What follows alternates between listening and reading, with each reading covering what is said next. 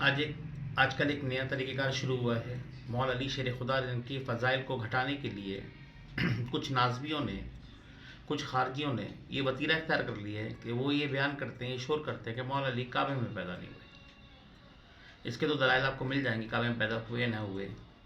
میں ان بیوقوفوں کو یہ بات سمجھانا چاہتا ہوں کہ او بیوقوف انسان، کعبے میں پیدا ہونے سے علی کو شرف نہیں ملا۔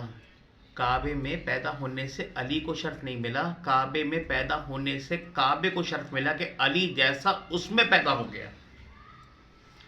توجہ کیجیے گا کہ کعبے کا شرف یہ نہیں ہے علی کا شرف کیوں کعبے میں پیدا ہوا ہے، نہیں۔ اگر علی کعبے میں نہ بھی پیدا ہوئے ہوں تو جو محبان علی ہیں ان کو بڑی تکلیف ہوتی ہے اس جملے کو سن کے کہ وہ بار بار اس کی جو ہے رد کرتے ہیں۔ لیکن اگر علی کعبے میں پیدا نہیں ہوئے تو اس سے علی کے فضائل میں کوئی کمی نہیں آتی، علی کے فضائل میں کمی نہیں آتی۔ کمی تو کعبے کی فضیلت میں آتی ہے کہ علی جیسا تجھ میں پیدا نہیں ہوا۔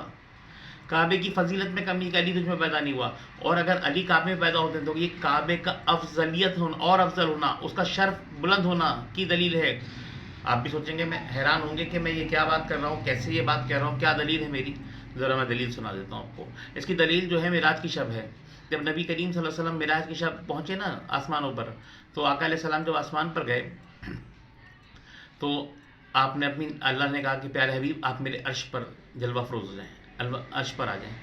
اللہ تعالیٰ کے عرش پر جب آپ جانے لگے نا تو آپ نے اپنی نالین شریف اتارنے لگی، تو اللہ نے پوچھا میں محبوب آپ یہ کیا کر رہے ہیں؟ انہوں نے کہا کہ اے میرے رب میں اپنی نالین اتار رہا ہوں، کیونکہ یہ آپ کا عرش ہے، یہ آپ کا عرش ہے جس کے ادب میں اپنی نالین اتار رہا ہوں۔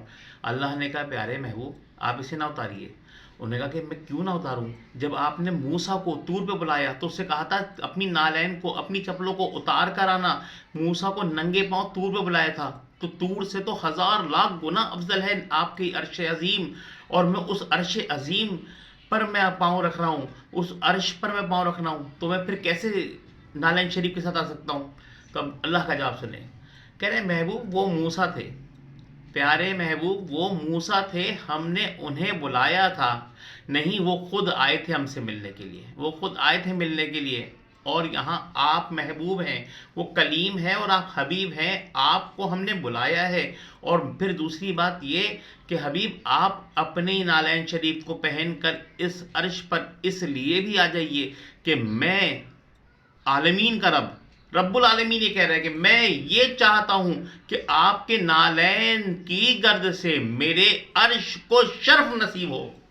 تو جب اللہ کے عرش کو رسول اللہ کی نالین سے شرف مل سکتا ہے تو وہ انا ولی میں نور واحد، اسی نور کے 2 حصے ہیں، ایک محمد مصطفیٰ صلی اللہ علیہ وسلم، ایک علی المرتضیٰ کرم اللہ الوجہ الکریم۔ تو وہ جو علی المرتضیٰ اگر کعبے میں پیدا ہوں گے نا تو یہ علی کا شرف نہیں ہوگا، پھر یہ کعبے کا شرف ہوگا، کعبہ مکرم ہو جائے گا کہ علی جیسا اس میں آ گیا، اب وہ پاک ہو جائے گا، اب وہ پاک ہو جائے گا۔ پہلے بتوں کی غلاظت سے ناپاک تھا، اب وہ پاک ہو جائے گا، علی جیسا پاک کرنے والا اس میں آ گیا۔